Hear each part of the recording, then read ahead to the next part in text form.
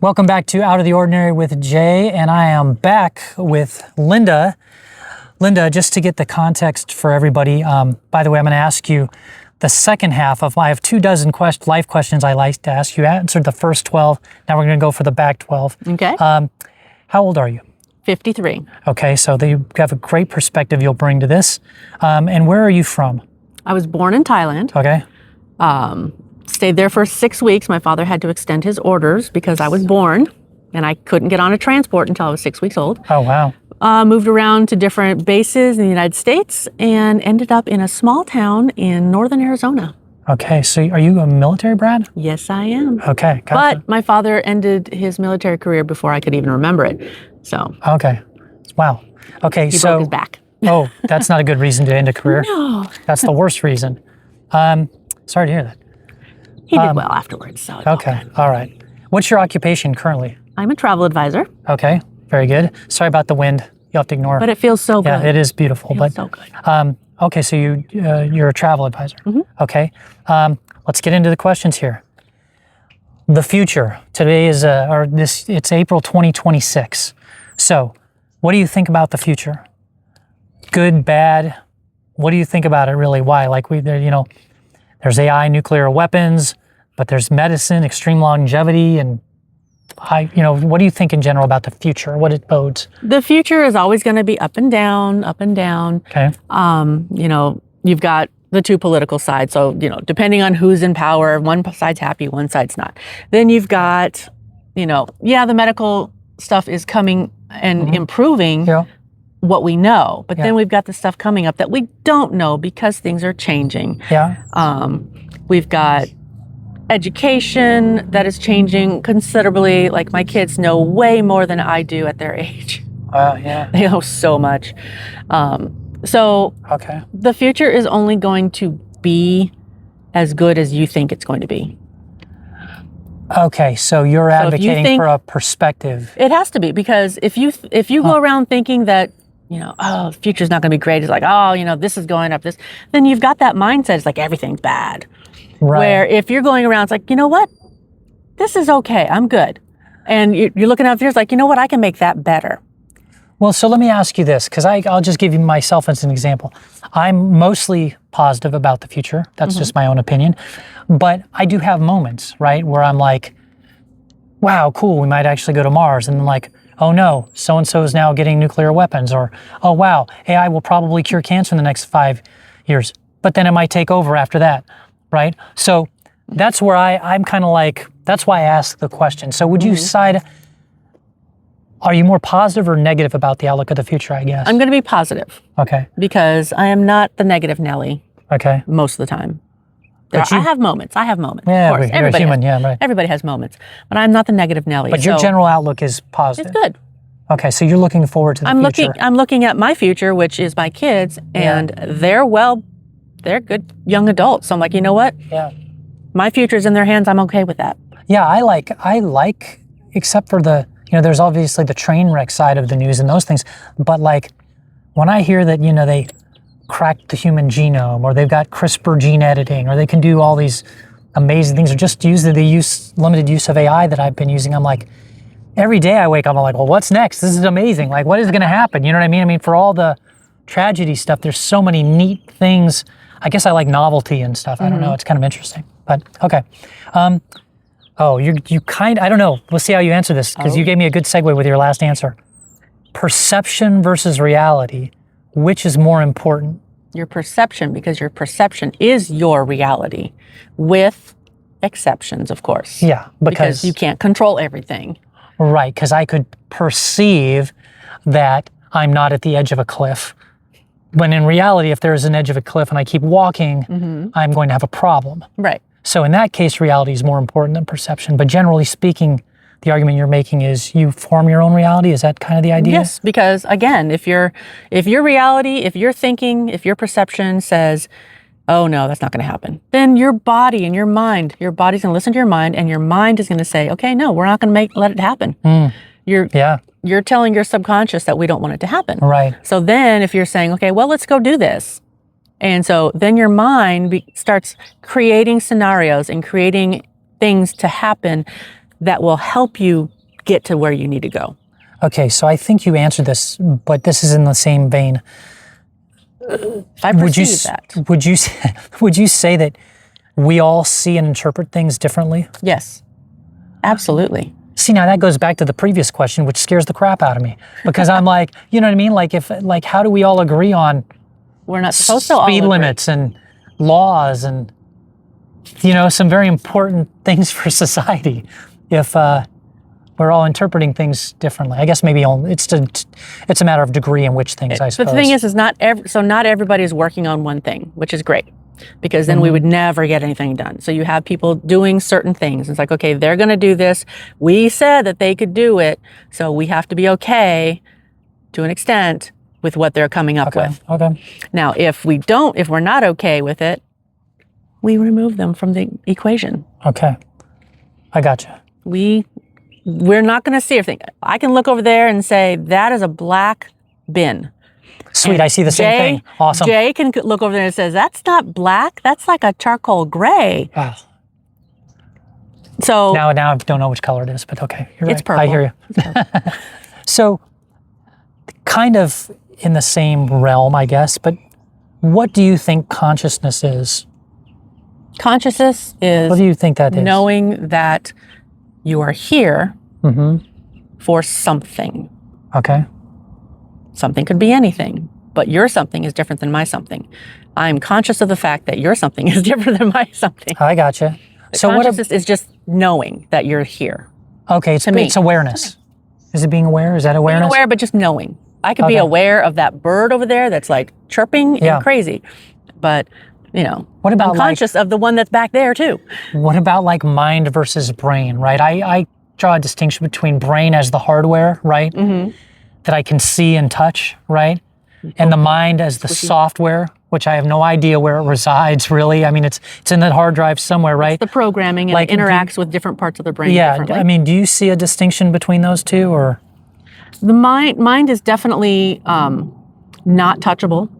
Okay. You can go and poke the brain and squishy. Yeah, like a hard drive. You could break the hard drive and then the mind doesn't work because there's no Yep. place for the storage. And if you squish too hard on one side, then you're going to break some of the channels that connect this part of the brain with this part of the brain. And so then this part of the mind doesn't exist because this is broken here. So just like your hard drive. Yeah. Okay. But, the mind is the consciousness. The mind is something that can be floating. It could be just all an aura. It can be, but it's just something that really can't be described, but it's just there. And it's operating everything. I mean, it's crazy. So It's better what than the do you- Tandy system that we used to have. There you go. Computers. What do you think about, as it relates to this, and then I'll move on to the next thing, like free will, as an example? Do we have free will? What is it? It depends on your beliefs. So Okay. I'm asking yours, my but you can beliefs, answer it however you like this question. Sorry. I have free will up to a certain extent. Okay. Because if you didn't have free will, then, if you believe in God, if you have free will to do something, then he wouldn't be here saying, you need to do this. Like, you need to believe this, or you need to go here. I have free will because the devil probably said, hey, let's just play with this. But, sorry, getting a little religious for you. No, that's too okay. bad. That's actually going to go. But- That's going to lead right into my next one. So keep going. But the free will gives you the choice. And if you make the wrong choice, there are consequences. So your answer is we do have free Yes, will. we absolutely do. Okay. To an extent. Yeah. It's tough. I always wonder about the free will question slightly from a different take, which is to say like I've got all these sort of automatic systems within me, like to eat, to try to find a mate, to, drink water, to whatever, right? There's all these kind of things in there. Hey, bird. There's a bird, Hold on. and he's just chatting We're away. doing a podcast here, or a video. the same bird, Okay. probably. He's huge.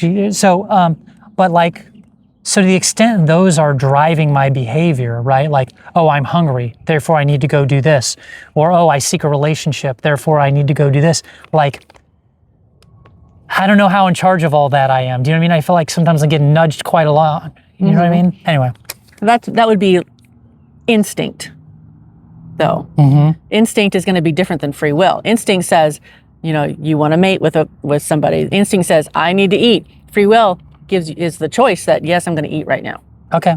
Or starve or whatever. Or right. starve. I gotcha. Or not date or, Gotcha. Okay. bird. They are, I know. I'm going to put some little bird emojis across it. It'll be fun. Cheep, cheep. So this leads me to the next one, which you again provided a great segue for, which is belief systems.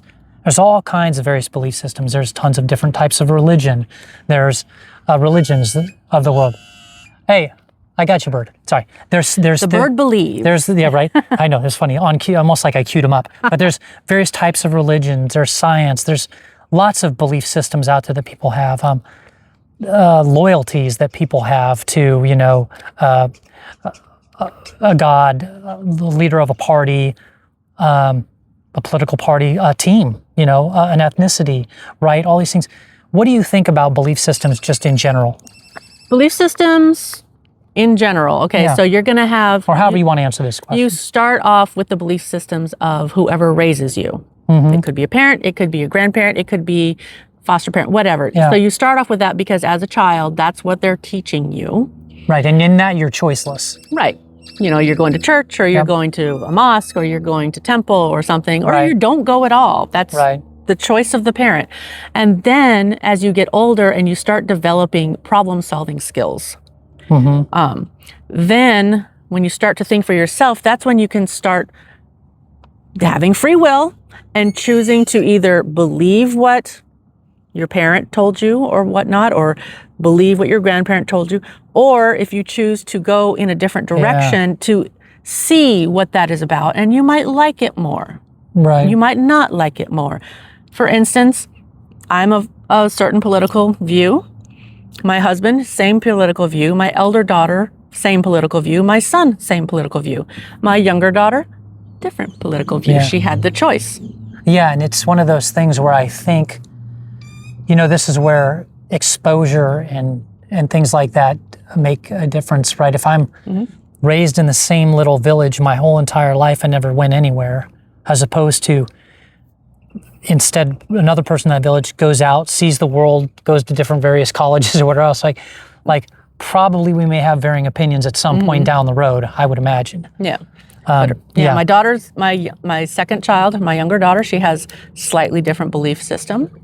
And my husband and I, we encourage it. Yeah, things like this are It's always great. so weird, like where people place their belief systems, how they come to them, and how they get certain loyalties. Like I give this example, it's a sports analogy, but I use it to my friends that are the most, they're like the super fans and they love their teams. And if they're watching a thing, they've got the jerseys and all that stuff. And I'll say to them, I'm like, okay, so you love whatever, let's just take whatever team it is. Let's just say it's the, I don't know, for lack of a better term, the San Francisco 49ers. That happens to be their team, right? Brock Purdy's on that team. So Yeah, that's true. He's pretty awesome. But I'll say, okay, you've loved that team for how long? And they'll say, my whole life, 30 years, whatever it is, right? I say, okay, well, which team do you hate the most? And then they'll say, oh, that's easy, the Dallas Cowboys, they'll say, right? I'll say, okay, now what I want you to do, I test their loyalty. I say, because I'm now the president of the NFL or whatever, I'm going to swap the entire roster, all the coaches, all the everything. The only thing that you're going to have is the logo. So now all the people that you hated on the Dallas Cowboys are now all of your players on the Niners, coaching staff and all. Who do you root for? Most people have told me that they will root still for the Niners. In this case, they will go for their logo. And I just always think there's something very interesting about that. What do you think? I think it's true because they associate the picture, which that's why a picture is worth 1,000 words. Oh, good point. They associate the picture with the feeling, Yeah. and that is what they're comfortable with. And then, I mean, come on, Arizona Cardinals had Emmitt Smith for a while, and then he went back to the Dallas Cowboys. Yeah. We cheered on Emmitt Smith. Yeah, Now crazy. then he went to the Cowboys, and we didn't cheer for Emmitt Smith. So Yeah, it's it wild. works. It is. Wow. Okay, Show you how so that can be a weapon too. what do you think about people? Like, what makes us do what we do? What makes us tick? Is every act selfish? What makes some people mean or kind, positive or negative?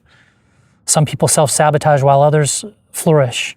What do you think about people? I know that's a lot I threw in there, but just in general, what do you think about people? So people, of course, are all different. And we all have different experiences, and the initial experiences that you have starts that drive. Yeah. So, I mean, you've got a lot of Olympic athletes that, their parents, push them to be. Yeah. Oh, yeah. They get the gold, and you know what? They get the gold. And if you look at like the team the Miracle team from 1984, the hockey team. Yeah, yeah.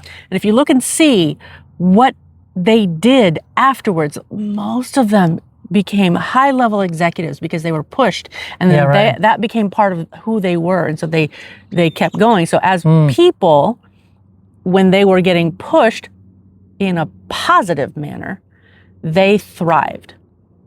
Yeah, I've seen that too. Same thing go ahead. with everybody else who's not an Olympic athlete. Yeah. You push them for positivity, a lot of times they're going to take what that is into what they're going to do.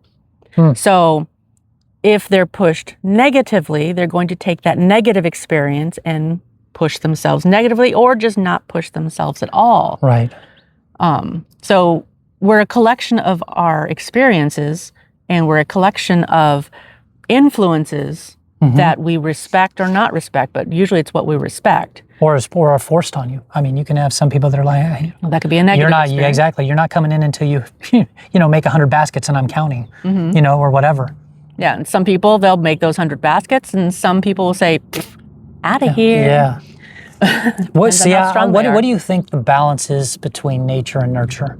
What is it, 50-50, 70-30, 30-70? It's going to depend on the person, because there's different personalities. So if you have the DISC personality, and you've got the DISC, the S personality, they're going to have a lot more nurture for other people. I don't know what DISC is. D is a driver, I is an influencer, S is security oriented, C is conscientious. So it's so if you think those about personality profile deals. Yes. Yeah, okay. So if you think about it, there's a house fire.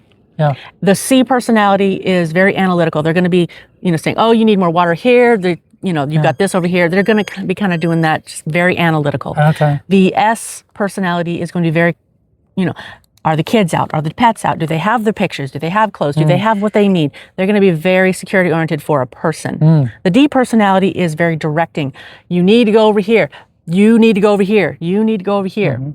And the I personality is the influencer, and they're going to be running down the street with a bag of marshmallows and sticks and saying, s'mores! Nice. So.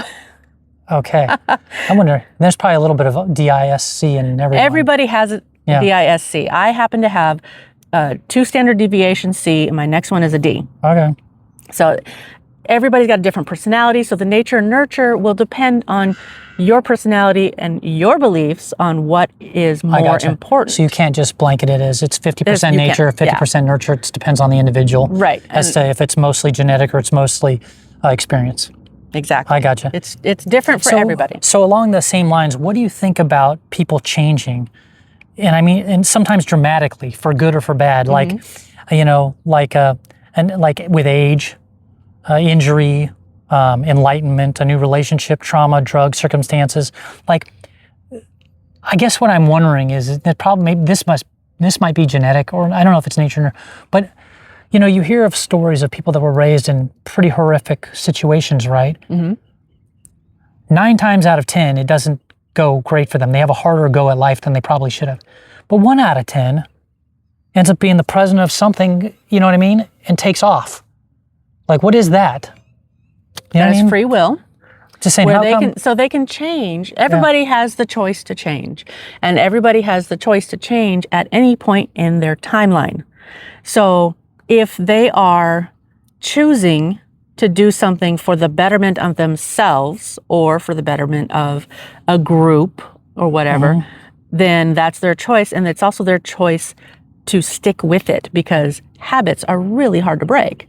Right. So habits can also be very good in this situation. I mean, Bruce Lee was always saying something like, it's like, I don't fear the person who knows 10,000 kicks. I feel the person who's practiced one kick 10,000 times.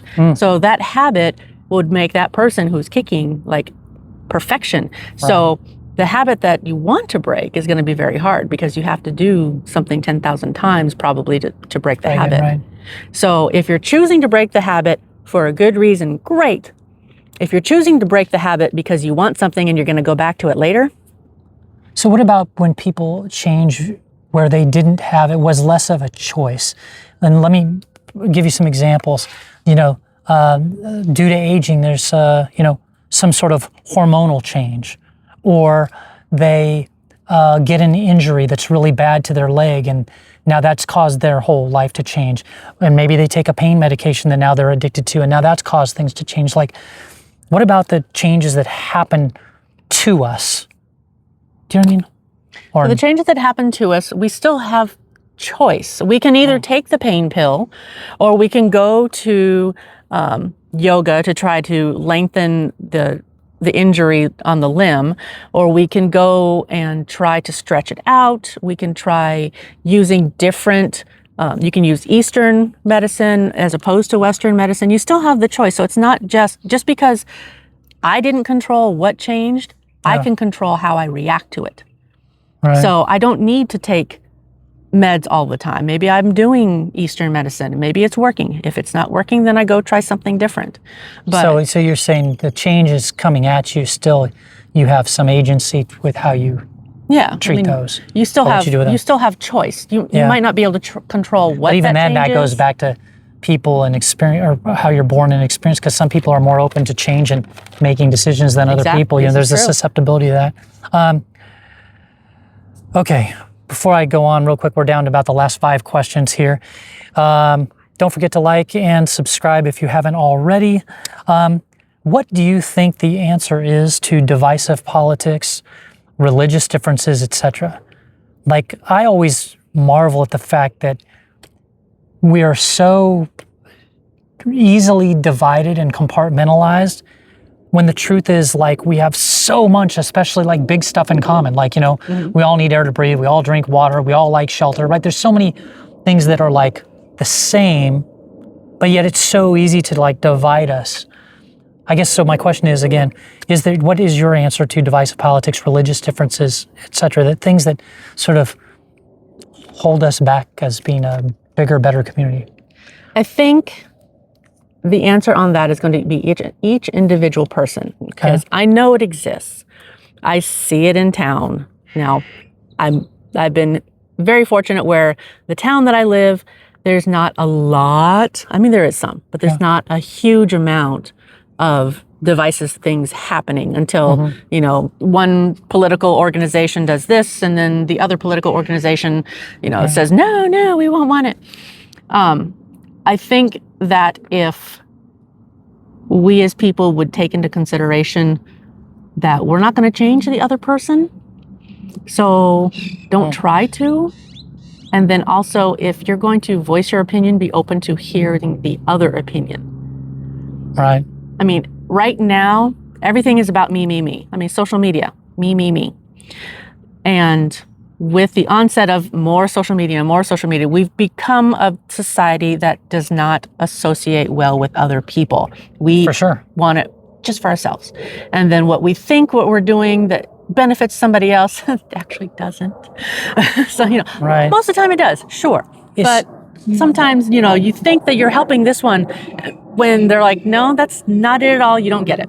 Where it gets me, just generally speaking, I'm going to be very generic about this, is where people will take their quote unquote hardened positions, and it's basically a function of who they are at this point. This is my politics, this is my particular religious persuasion, etc. And it's like, once that's there, I mean, it's just because I look at the state of most conflict, and it's usually around those two things, politics and religion, and like by sports teams or something. But usually it's like, well, I believe this way, and your way is different than my way, and therefore me good, you bad, and you know what I mean? Like, I don't know how to bridge that. I don't want to bridge that. Because if that type of person is coming at me in my life, I don't want them in my life. I mean, if that's the only thing that defines them is their religion and their political persuasion, they have a very sad life to deal with. Right. And they're going to be dealing with it on their own and not with me. I'm going to go elsewhere and enjoy my life, enjoy my husband, enjoy my children. That's a good attitude. Okay, I like that. Relationships, speaking of relationships, what do you think about kind of relationships in general and things like, a loner versus a social person, a married person versus single, men, women, family, friends, etc. Like, what do you think about relationships in general? Are they valuable? We need them. We need them. We were not meant to live like a hermit by ourselves. We have a voice that we can talk. Someone needs to hear it. Now, hear, listen, whatever you want to say. It's not our job to force our opinions down someone else's throat. It's not? No. So Sorry. Dang it. That's No the whole volleyball. reason why I film this stuff is to get it out. I know. You're not going to shove the volleyball down my throat. I'm going to We're going to do pickleball. I was actually going to do a throat cramming. Anyway, go ahead. No, because then I'll be all... No. Anyway, okay. So yeah, no, I agree with you. No, yeah, I agree. Yeah, we're not supposed to live alone. We're supposed to be social, but being on social media is not being social. Yeah. It's not face-to-face time. And there's something different to be said about arguing face-to-face than arguing on social media as a keyboard warrior. I agree with that 100%. I've always likened social media, trolling and ranting and all that stuff. I've always likened it to road rage. Because, yeah, if somebody cuts me off and I'm in my comfort of my own car and they're like, beep, beep, obey the law, you jerk, or whatever, right? But just like in social media, I'm behind this wall and I'm, I would never walk up to somebody and be like, hey, you jerk, you cut me off, blah, blah, blah, blah. Like I would never just, because I'm afraid I get punched in the teeth, or they might have a good reason to make me feel bad about my opinion, right? But I'm just saying, like, there is something weird about that protection that's why face-to-face certainly matters. Yeah. Be a lot less conflict if you had to eyeball somebody. Like, look them in the eye. Yeah. Yeah. Now, do I really want to punch that person? Probably not. Now, I probably would just feel bad, right? I get that. Okay. What do you think about health? And by that, I'm going to specify a little bit more like stress and anxiety and negative rumination and all these kind of things that we know are not helpful, but yet I interview a lot of people and I've talked to a lot more people. So why do so many people seem just completely overwhelmed these days? Is it the social media stuff? Is it other things? Social media. So having some stress, you need to have some stress. Okay. Because in order to grow, mental, physical? Yes. Oh. In order to grow, and you'll, especially with volleyball, because you're an athlete. So in order to grow as an athlete. There's my proof. This gal said it, so it must be true. An athlete. Thank you. Great. You have to be uncomfortable for your muscles to grow. You have to be Still waiting for that part, but go on. You're a good volleyball player. I'm just kidding. Like, go on. You have to be uncomfortable in order to grow, whether it's mentally, physically, whatever. And like, you feel the burn. Yeah. Okay. So your muscles are growing. Right. Or if you're having problems with this math problem, but you're going through it and you're frustrated. My daughter used to do this where she would cry because she was so frustrated. Right. But she finally learned how to do it and she grew. And now she can do it by herself. So you have to have some of that stress. You have to have it. Right. You're saying it's beneficial. Some stress. But when you start getting overwhelmed. Which so many people do really seem to be nowadays. Both young and older people, both. Well, and with us, it's like, okay, so when I was in high school, we didn't have all of these, sports clubs, small town, okay? We didn't have those sports clubs. When I was in high school, we didn't have dual enrollment for high schoolers where you can earn college degrees while you're still in high school. The expectation of everybody getting on the bandwagon to, play this club or do this type of music or go here or, the expectation has put a lot of pressure on society today, the young people in society and as parents, because now we're expected to keep up with the Joneses. Oh, yeah. And so when you start getting overwhelmed, that's when it becomes bad. And that's when people start shutting down. Unfortunately, I don't think we've taught people how to deal with stress. Yeah. Because we're just keep going. And we're like, okay, well, you need to slow down and do this. Or you need to no, just keep going. Go do this, go do that. We don't teach people how to deal with the stress. And so they shut down. Yeah. And so a lot of it can be attributed, I think. I'm not an expert on this part. I'm a travel expert, but not this one. A lot of people think that, it's good to be doing all this stuff because then you're not going to get into something bad. Well, you have no idea how to deal with this now. Yeah. And so people shut down and they don't know how to deal. And then I don't know how to deal with this person because they're shut down. It's like, okay, well, you know what? Just suck it up, Buttercup. And no, they shut down. Yeah. I'm not getting through to them. So all of the stress and anxiety, it's all new with all the flies. I do think part of it is, you know, you said you were 53, so, you know, that world looked a lot different than it does now. Yes. And it just seems to me like, you know, back then, you know, how many PIN numbers, passwords, logins, credit cards, all these things did you have? How many things were you having to pay attention to? I think it was a lot less. And my whole thing is like, I get why people are overwhelmed today, because people have to do more. There's so much to do. There's so much just to keep track of in your mind all the time. I mean, like I know, like, you know, when my dad went to work and he came home, that was it. There were no emails that followed. There was no way to get a hold of him. It was over. Like, you know, when they lock the door, that's the end of the shift. It's over, right? And now works can be 24/7 for some people, you know, even if you're not doing it in that exact moment. You know, you could be at dinner and you get an email, and then, you know, in the shower, you're thinking of a way to solve the problem you're still working with at work. And like, I think a lot of that is very new. And I think we're still, I think the psychology has not caught up to that yet, but that's just my own rant. I agree with that too. Okay, along those same lines, do you have any advice or tips on how to have less suffering and a little more happiness? Just generally? Take the first 10 minutes of your day. Okay. Don't look at your phone. Don't look at, you know, electronics. Just be. You've already lost 99% of people with it. Don't look at your electronics. Probably. And you know what? But I love the idea, but go on. The first thing I do when I get out of bed is I grab my phone and I take it into the bathroom and set it on the counter. But, you know, so it's like, it's fun. You know, my phone is falling. At least you got at least you touched your phone. That's good. We want to feel lonely. Yes. Yeah. I'm like, anyway. I'm bad. My phone is with me everywhere, every room in the house. So, you know, that's not healthy. Yeah. I'm not looking at it all the time, but I'm going to say I'm looking at it quite a bit because my business, I do a lot with my phone. Yeah, when you're not grabbing, you're thinking about it. Anyway, but go on. If you take like 10 minutes in the morning to just be, let your body wake up. Yeah. You know, don't fill your mind immediately with all that stuff that's coming in. So when you say just be, what do you mean? Like just sit at the breakfast table and stare? Do meditation? Like what do you... What do you like? If you're religious, you can do a Bible study. Okay, yeah, there you go. If you do meditation, do that. Take a cup of coffee and go look at the sunrise. So 10 minutes to yourself. 10 minutes, just go at least, because catch like this wind right here. 10 minutes of this would be amazing. Because once you open your phone, your mind is going to be bombarded with everything.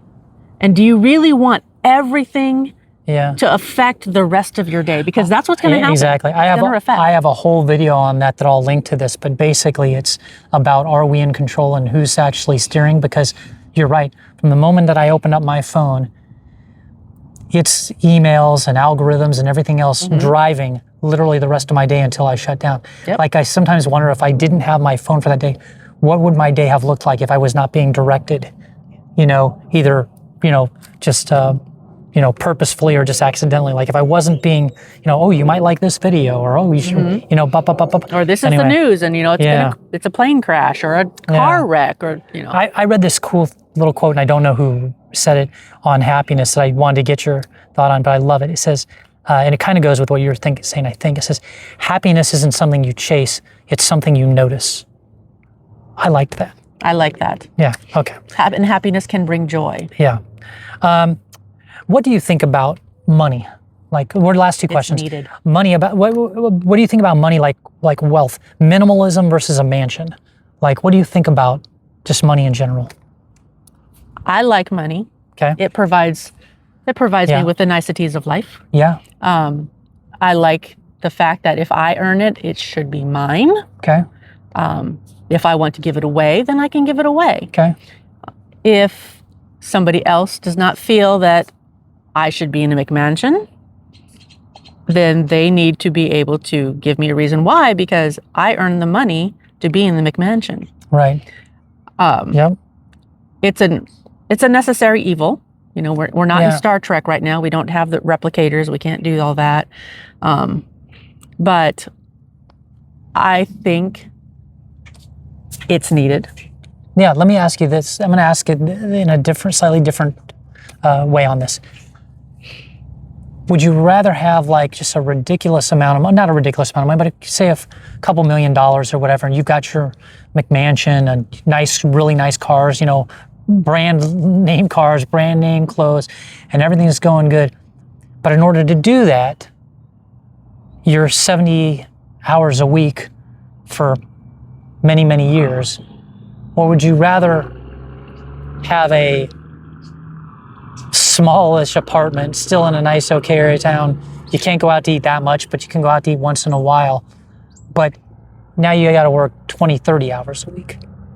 You know, I've worked the 60, 70, 80 hours a week, and I've worked the 20, 30 hours a week. So which is your preference? You know what? I don't mind working. Okay, so for you, it's okay. And you like the payoff, not just monetarily, but kind of like, here's your scorecard. You did good, so here's a bunch of money. Mm-hmm. Because now I can go, and so I'm the president of a youth symphony. I can donate money to the youth symphony, and so they can have things that they need. Right. Or, you know, I go to church and I can do my tithing there. I can go. So for you, it's worth it because of what you can do with it, and you're willing to put in the extra hours to make it so. Yes, because somebody else might not be able to. Okay. Oh, that's a good way to look at it. I like that. Okay. Last question. Kind of goes along with that a little bit. If you could spend your time doing whatever you wanted, dream job or no job at all, what would you do? I think I'm doing it. You're doing it now. Because I can take my job with me to Jamaica in September when I go to Jamaica. Or I can take it to Italy when I go to Italy, because I can still work when Talk about ending on a positive note, because Yes. I always, you know, you hear a lot of people talk about like, oh, you know, a lot of advice they give to people that are, you know, go follow your passion, do this, blah, blah, blah, blah. I know of so few people that get to do that. Most people are working a job because it's a job, and because they get paid, because if they didn't get paid, no one would do it. You know what I mean? Yep. So like, I feel like we're ending on a positive because you're one of the few people I have really met that is doing what they enjoy and getting paid for it. So congratulations to you, and that's a good way to end this. So All right. thank you, Linda. Really appreciate it. Thanks for your time. Jay.